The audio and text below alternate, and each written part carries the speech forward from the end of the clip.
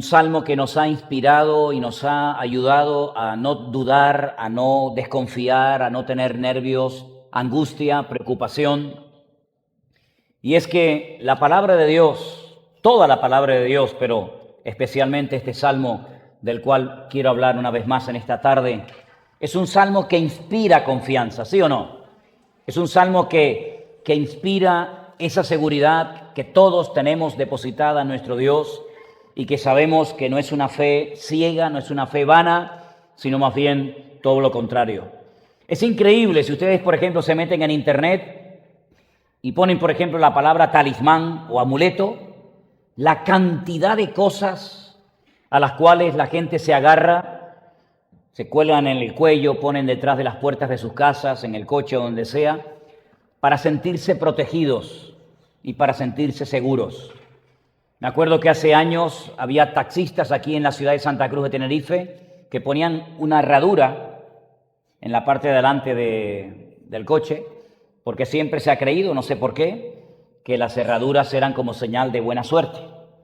Otras personas llevaban un lacito rojo o llevaban un montón de dientes de ajo en el bolsillo, o incluso algunos que se llamaban o se llaman cristianos se ponían en los cuellos, colgando en sus cuellos cruces, creyendo que ese símbolo, con una connotación religiosa, les iba a proteger de los malos espíritus, del mal de ojo o de cualquier cosa que te hicieran en un momento determinado. Y en la Biblia no encontramos en ninguna parte que el pueblo de Dios necesite ningún tipo de amuleto. Nosotros no tenemos que recurrir a ningún tipo de amuleto, a ningún tipo de protección para que nos cuide, para que espante a los malos espíritus, las malas energías, porque nosotros estamos protegidos 24 horas al día por la mano de nuestro Dios. ¿Cuántos dicen amén?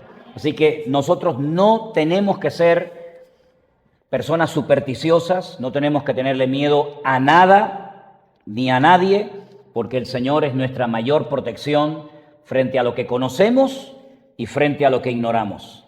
Ahora bien, el Salmo 91 realmente es un salmo mesiánico. Es un salmo que tiene que ver con la vida del Mesías. No se sabe exactamente quién lo escribió, pero la mayoría de los comentaristas dicen que pudo ser Moisés. Moisés es un hombre que tuvo una comunión con el Señor tremenda, una persona que pasó muchísimas semanas en oración y en ayuno delante de la presencia del Señor. La Biblia dice que una ocasión subió 40 días, en otra ocasión subió otros 40 días en oración y en ayuno. Y el Salmo describe a un hombre que conoce a Dios. De hecho, si ustedes se fijan bien, en los dos primeros versículos se mencionan 4 nombres diferentes de Dios. Y no cualquier persona de esa época conocía los nombres de Dios. Pero no solamente el nombre, sino lo que significan esos nombres y por qué a Dios se le llama con esos nombres. Por ejemplo, en el versículo 1 se le llama el Altísimo. En hebreo el nombre Altísimo es Elión. El segundo nombre que aparece es muy conocido, pero generalmente se traduce como el Todopoderoso, pero realmente la traducción más exacta sería el Todo Suficiente, el que no necesita de nada ni de nadie para ser Dios o para hacer lo que quiere hacer como Dios, y es Shaddai. Ese nombre es tan conocido y tan popular en el pueblo de Israel que cuando ponen esa famosa mezuzá con los versículos dentro en la puerta de las casas, en esa cajita, en esa mezuzá, aparece una letra Shin, que es la primera, como ustedes pueden comprobar, del nombre Shaddai.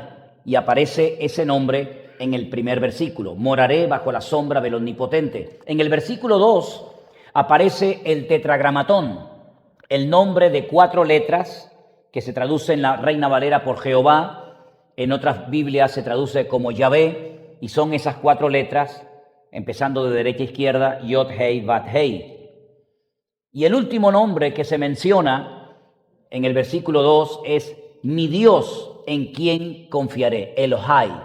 Así que en esos 4 nombres, Elión, Shaddai, ahí lo traducen por Jehová, y Elohai, el autor del Salmo 91 está describiendo la confianza que tiene en ese Dios, que para él no es un Dios desconocido. Para él es un Dios muy conocido hasta el punto que él lo llama mi Dios. No en plan genérico, sino que ese Dios todopoderoso, ese Dios altísimo, ese Dios eterno, inefable, ese Dios es el Dios personal de él. Ahora bien, a lo largo del Salmo vemos que Dios es nuestro refugio. Cuando el pueblo de Israel iba a entrar a la tierra prometida, el Señor le dijo a Moisés que escribiera en la ley algo que nos llama la atención, y es que a lo largo y ancho del país, de todo Canaán, tenían que escoger lugares, pequeñas ciudades, que se conocían con el nombre de ciudades de refugio. ¿Y para qué eran esas ciudades? En esas ciudades vivía gente, lógicamente, pero eran ciudades que estaban repartidas por todo el país para que en el caso de que una persona matara a otra sin querer, imagínense que estaba construyendo su casa y pasaba alguien por abajo y de repente le caía una viga de madera, un bloque en la cabeza y lo mataba. Fue sin querer, no fue con premeditación, con alevosía, sino fue un acto sin deseo de matarlo. Hasta que se demostrara que la persona era inocente, tenía que huir lo antes posible y meterse en una de estas ciudades llamadas ciudades de refugio.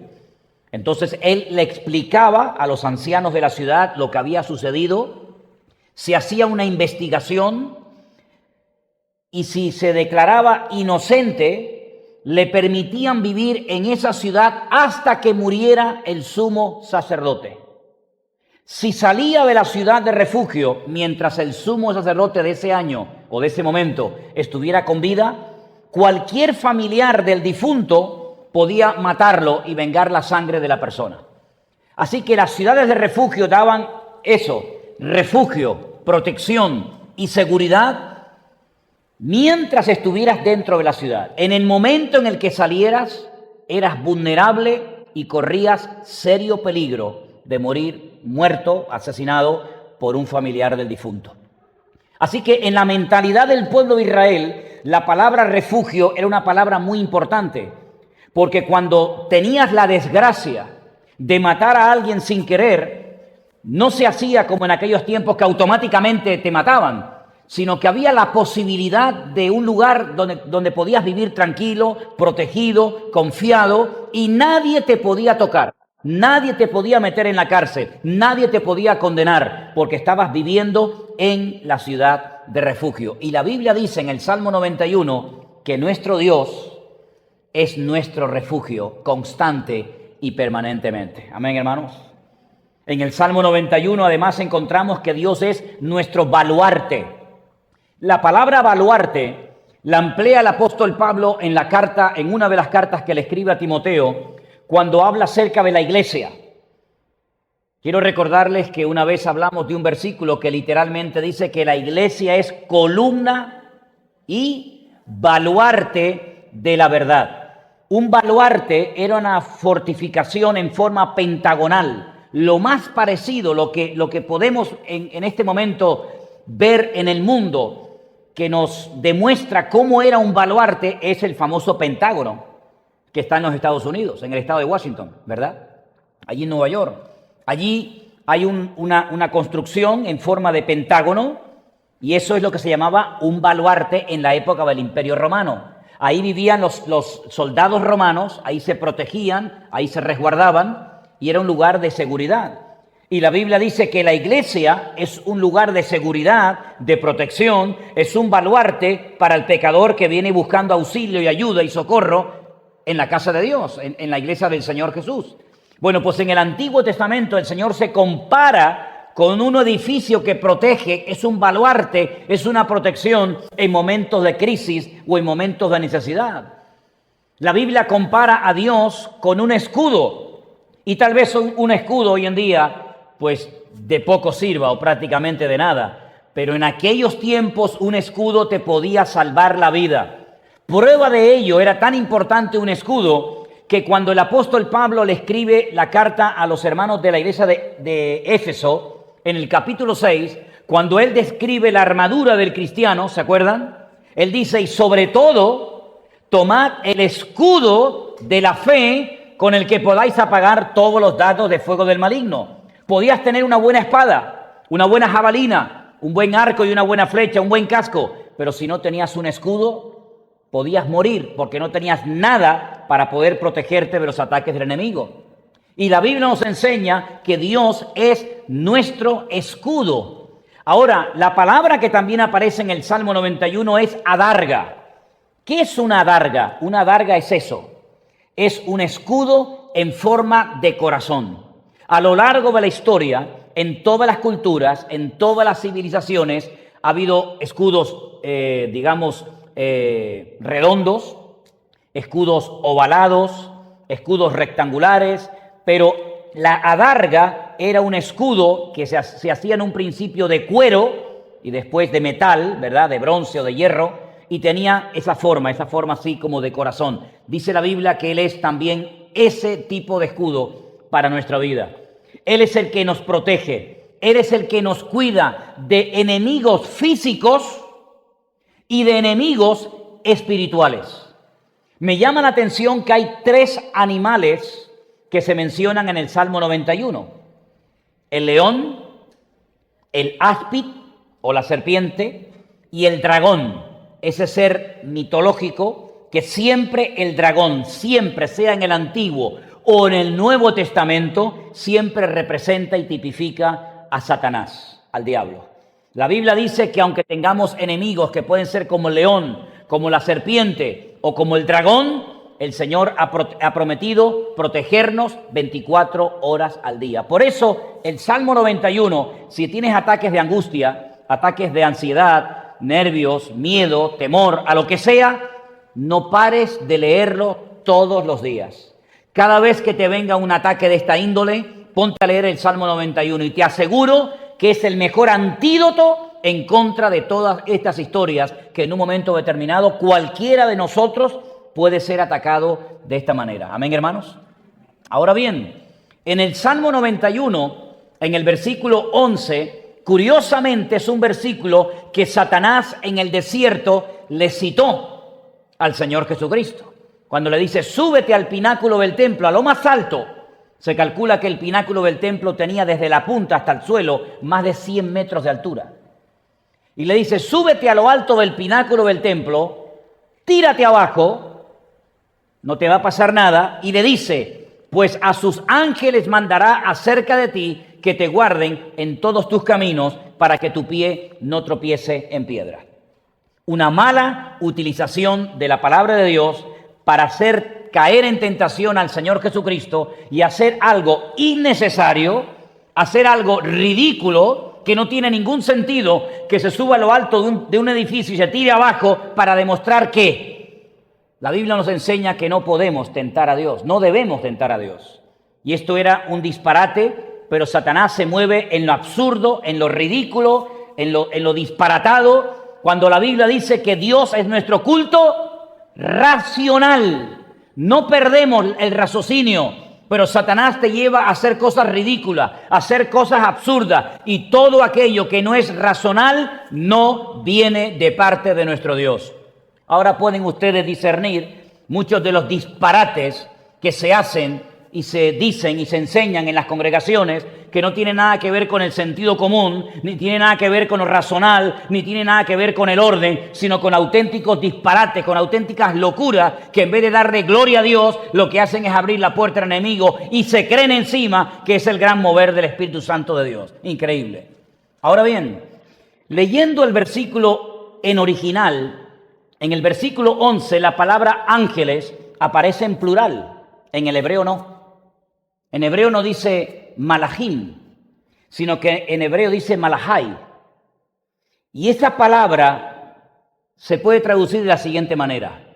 Mi ángel, malach es ángel o enviado.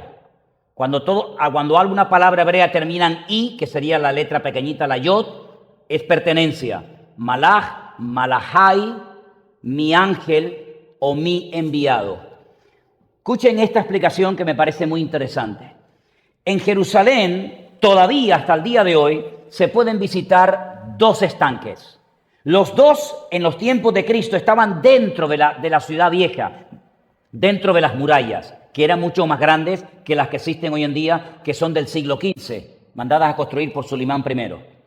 Las murallas de los tiempos de Cristo abarcaban la parte de abajo, parte del torrente de Cedrón, y entonces el estanque de Siloé estaba dentro de la ciudad, pero hoy en día está fuera, en un barrio árabe.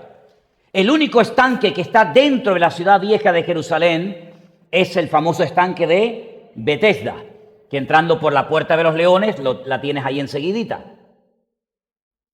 El Señor Jesucristo un día hizo un milagro en el estanque de Betesda a un paralítico que hacía 38 años que estaba esperando el supuesto movimiento del agua, porque decían que un ángel venía de vez en cuando y descendía. Y cuando movía el agua, el primero que se zambullía quedaba sanado, ya el segundo era demasiado tarde. Así llevaba este hombre 38 años esperando algo que nunca había ocurrido. No hay ni un solo ejemplo en la Biblia, ni fuera de la Biblia, que confirme que este relato era verídico. Simplemente era una leyenda que se había transmitido y la gente, como veía la corrupción moral y espiritual del templo de Jerusalén, se iban al estanque de Betesda a esperar el movimiento del agua y, por cierto, nunca se movía el agua. Nunca descendía ningún ángel. Pero el Señor Jesucristo, el enviado del Padre, el malaj, el enviado por el Padre, por Dios, entra un día al estanque de Betesda y sana a un paralítico y lo sanó instantáneamente. Pero otro día, caminando por las calles de Jerusalén, en Juan capítulo 9, dice que sus discípulos vieron a un hombre y cuando lo vieron le hacen una pregunta inmediatamente al Señor. Y la pregunta es: Señor, ¿quién pecó? ¿Este o sus padres, es decir, sus antepasados, para que este hombre naciera ciego, con las cuencas de los ojos totalmente vacías? El Señor Jesucristo dice: ni él ni sus padres, sino que esta persona nació así para que hoy la gloria de Dios se manifieste en él. Lo que para algunos es una maldición de herencia, de padres a hijos, para Cristo era una oportunidad para ser glorificado y demostrar el poder de Dios. ¡Qué ignorancia tan grande! Siempre echándole la culpa a la persona o echándole la culpa a los antepasados, cuando a veces ocurren cosas en la vida que no son cuestiones de maldición, sino son oportunidades para Dios manifestar su poder y su gloria y demostrar que a Él no lo limita nada ni nadie. Unta barro en sus ojos y lo manda a que se lave en el estanque de Siloé. ¿Y qué significa Siloé? El enviado, el malachai. Y cuando él va al enviado y se lava con aquellas aguas cristalinas del estanque de Siloé, recobra la vista y vuelve, y todos conocemos el resto de la historia, y aquella frase famosa de este hombre que dice: antes era ciego, mas ahora veo. Es que el que te sanó es pecador. Dice: si es pecador, no lo sé. Lo que sé es que yo antes no veía y ahora veo. Y nunca se ha oído que ningún pecador le abra la vista a los ciegos. Y entonces cuando los judíos se enfadan con él, porque le dicen: ¿nos vas tú a hablar a nosotros? Y tienen que traer a sus padres, etcétera, etcétera. Qué interesante notar que en este salmo, en el versículo 11, al que Dios va a mandar para cuidar nuestra vida, no es a un grupo de ángeles, que estaría muy bien si el Señor mandara un grupo de ángeles para que nos tuvieran protegidos y custodiados durante todo el resto de nuestra vida. Pero es mejor lo que el Señor va a hacer. Él envió a su Hijo unigénito al mundo. Él es el ángel, Él es el enviado del Padre para que esté con nosotros y en nosotros para siempre, todos los días hasta el fin del mundo. Y Él acampa alrededor de nosotros, nos defiende y nos protege. Por eso es que el miedo que es una de las armas favoritas que al diablo le gusta muchísimo utilizar en contra de los hijos y de las hijas de Dios, puede ser destruido, puede ser neutralizado y puede desaparecer sabiendo que el enviado de Dios, el Malahai de Dios, el Hijo de Dios mismo en persona, se dedica a cuidarnos, a protegernos de lo que conocemos y vemos y de lo que ignoramos y nuestros ojos no pueden ver, porque el Señor ha prometido cuidarnos y protegernos todos los días de nuestra vida. ¿Cuántos dicen amén? Por eso podemos dormir con la luz apagada. Y por eso no tenemos que tener miedo de que alguien se haya metido debajo de la cama. Qué casualidad con todas las camas que hay en el mundo que siempre se meten debajo de la tuya. Hay millones de camas, pero siempre está el malo, el hombre del coco, el del saco, siempre está debajo de la tuya. Mira que hay camas en el mundo, ¿eh? Pues la Biblia nos enseña que Él es el que nos protege, Él es el que nos cuida, Él es el que nos sana, Él es el que nos ayuda. Es decir, en Cristo lo tenemos absolutamente todo. Ahora, fíjate qué curioso. En este capítulo dice que bajo su sombra podemos estar tranquilos. La sombra en el desierto es fundamental. Te puedes deshidratar así, en segundos, en minutos, si no encuentras rápidamente agua y una sombra bajo la que cobijarte. Cuando vamos al desierto de Judea, me gusta llevar a los hermanos a un lugar donde hay un solo árbol en medio del desierto. No hay más. Yo lo llamo a ese árbol mi amigo Sansón. Siempre está verde. Todo alrededor está seco, un calor terrible. Pero cuando te vas acercando al árbol salen cientos y cientos de pajaritos que se meten ahí bajo la sombra de ese pobre árbol para protegerse del calor del día. Y por la tarde, los pastores que están de paso ponen un ratito a sus ovejas o a sus cabras debajo del árbol para que se refresquen un poco antes de emprender el viaje de vuelta al aprisco, al redil, donde tienen que pasar la noche. En el desierto dice la Biblia que el Señor era una sombra para su pueblo. Ahora, no estamos hablando de una docena de personas. No estamos hablando de un pequeño grupo de personas que con unos paraguas se podían proteger del calor abrasador del desierto. Estamos hablando de una multitud de miles, de millones de personas. Y dice la Biblia que durante el día el Señor era sombra para que su pueblo estuviera protegido como un paraguas gigante que protegía a toda la nación. Pero todo el mundo sabe que durante la noche en el desierto hay muchísimo frío. No importa que durante el día tuviéramos 48, 50 o más grados de temperatura, por la noche cae en picado la temperatura y tienes que encender un fuego porque hace un frío tremendo.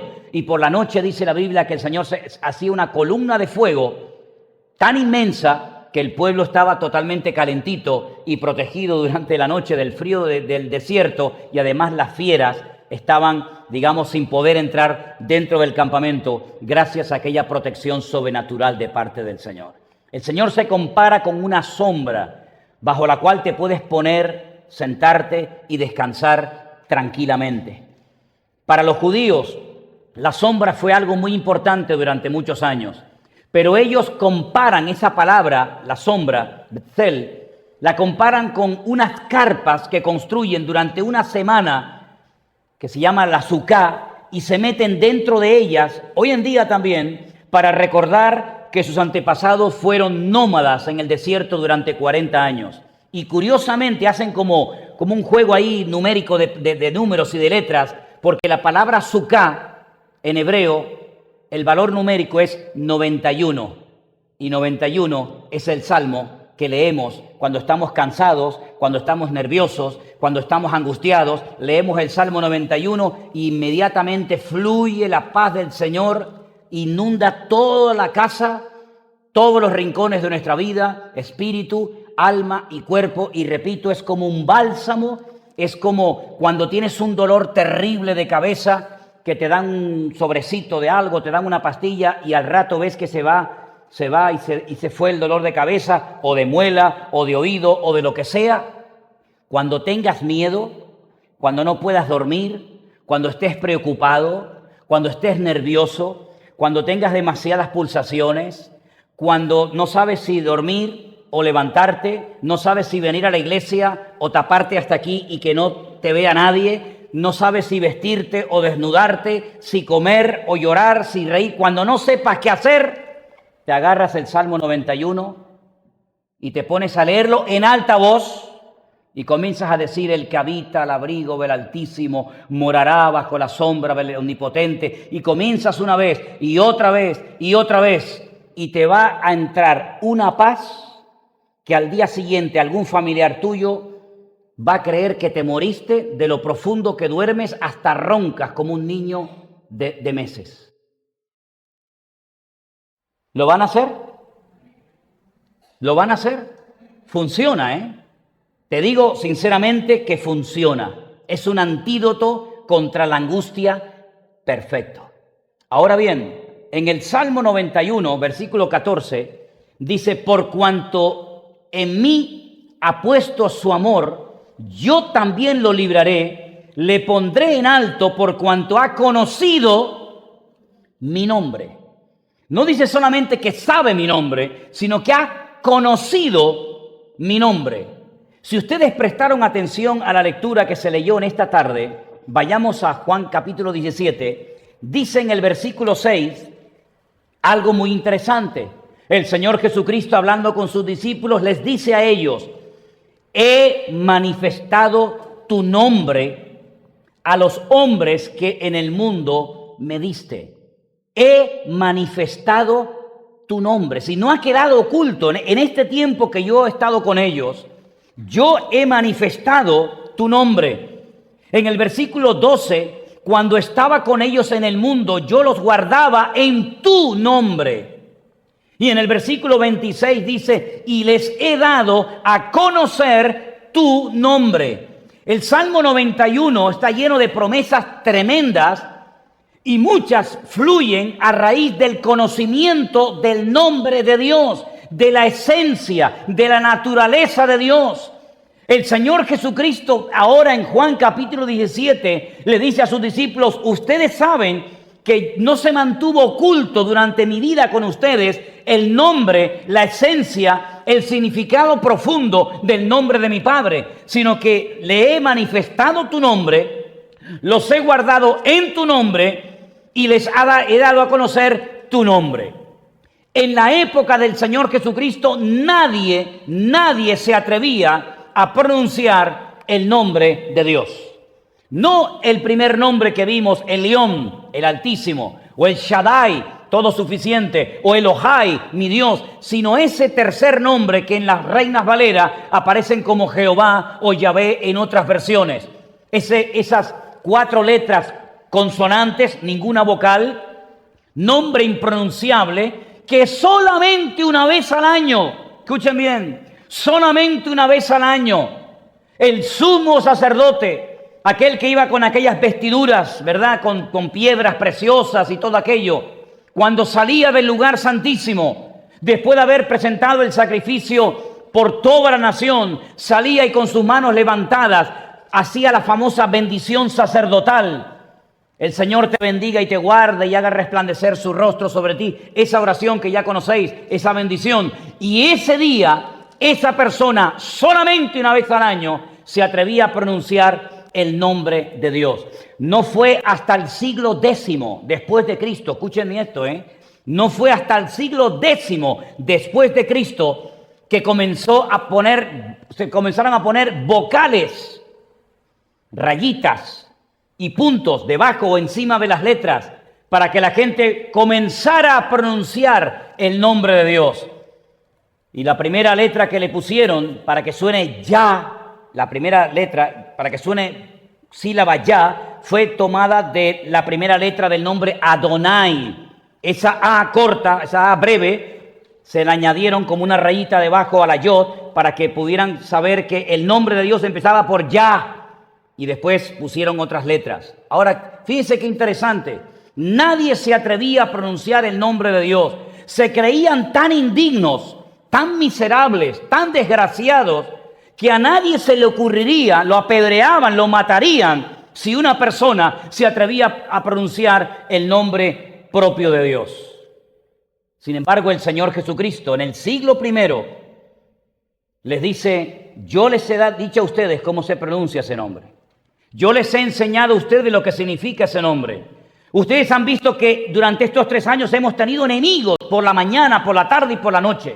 Me han intentado matar, me han intentado despeñar, hemos atravesado desiertos, personas que nos odian, tempestades, y siempre de alguna manera, siempre hemos salido de todas las pruebas y ataques y dificultades victoriosos. Ninguno de nosotros ha muerto, ninguno de nosotros ha sufrido ninguna pérdida. ¿Por qué? Porque yo los he guardado en tu nombre. Porque en ese nombre de Dios hay una protección, es un seguro de vida espectacular. Las personas que a lo largo de la historia descubrieron el poder y la autoridad de ese nombre hicieron maravillas. Y me remito al caso del rey David, cuando ni siquiera era rey, un joven pastor de ovejas que llega al campamento del rey Saúl y percibe que hay nerviosismo, que hay miedo. Él le lleva comida de parte de su padre, de sus hermanos, y él se informa y le dicen que el enemigo llamado Goliat, todas las mañanas lleva ya 40 días amenazando al pueblo. Y tiene al pueblo atemorizado. Ha sido un bombardeo día tras día, semana tras semana, que el pueblo ya ni se mueve. Sin embargo, David, que tiene un espíritu diferente, una confianza, una fe diferente, él dice: yo hoy le voy a cortar la cabeza a ese enemigo, y las aves del cielo y las bestias de la tierra hoy comerán sus carnes, y todo Israel sabrá que en el nombre de nuestro Dios hay poder y autoridad. Y él fue no con ejércitos, no con jabalina, sino él fue en el nombre de su Dios. Y en ese nombre derrotó al gigante Goliat. Y fue en el nombre de Dios que Elías hizo descender fuego del cielo y avergonzó el culto a Baal. Y es en el nombre del Señor Jesucristo, que es el nombre sobre todo nombre, que toda rodilla se doblará y toda lengua confesará que Dios es el Señor, para gloria de Dios Padre. ¿Cuántos dicen amén? Por lo tanto, el nombre que Dios nos ha dado es para usarlo. No tenemos que tener ningún miedo. Al contrario, de utilizar para la gloria del Señor su nombre. Es más, el Señor Jesucristo dijo: para que mi Padre sea glorificado, pidan lo que quieran en mi nombre, y de esa manera mi Padre va a ser glorificado. A veces parece como que tenemos que pedir que alguien, digamos, que nos apoye, o tener un nombre de alguien que nos respalde. Hermano, el mejor respaldo, el mejor aval que tenemos en esta vida para hacer cualquier cosa para su gloria y honra es el nombre de nuestro Dios. Y en ese nombre hay poder, y en ese nombre hay autoridad. Él dijo el día que se despidió de sus discípulos: en mi nombre echaréis fuera demonios. Porque esos dragones, esas serpientes, esos leones, esos enemigos que no conocemos ni vemos, todos han sido derrotados y vencidos en el nombre de nuestro Señor Jesucristo. Por eso, mis queridos hermanos, el Salmo 91 es un salmo extraordinario. No es un amuleto, ¿verdad?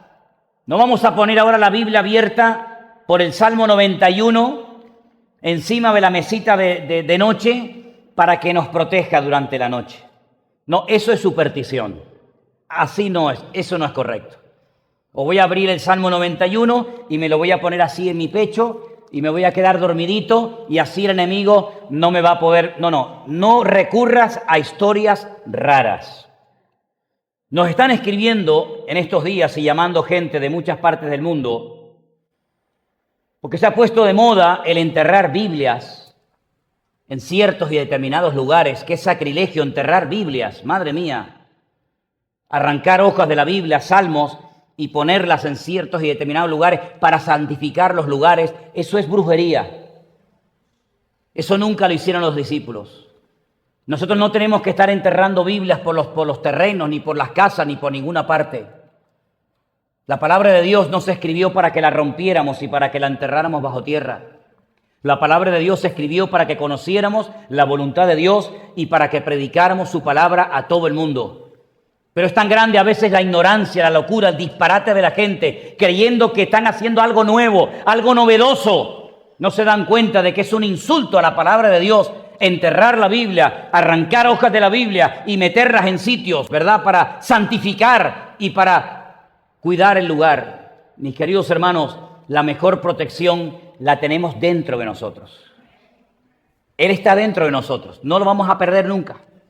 Él ha prometido estar con nosotros porque somos el templo del Espíritu Santo de Dios todos los días, hasta el fin del mundo. No sabemos lo que va a pasar después del verano. A lo mejor nos vuelven a meter otra vez para adentro, ¿eh? Así que disfruten de estos cultos, disfruten de estas reuniones, porque no sabemos si en septiembre o en octubre otra vez tendremos que meternos en casa y tendremos otra vez que volver a las redes sociales, pero ya el Señor nos ha enseñado que con la puerta abierta o con la puerta cerrada, Él siempre estará con nosotros cada día hasta el fin del mundo. ¿Cuántos dicen amén? Ponte de pie conmigo en esta tarde, hermano. Dale gracias al Señor. Cierra tus ojos ahí donde estás. Dale muchas gracias al Señor.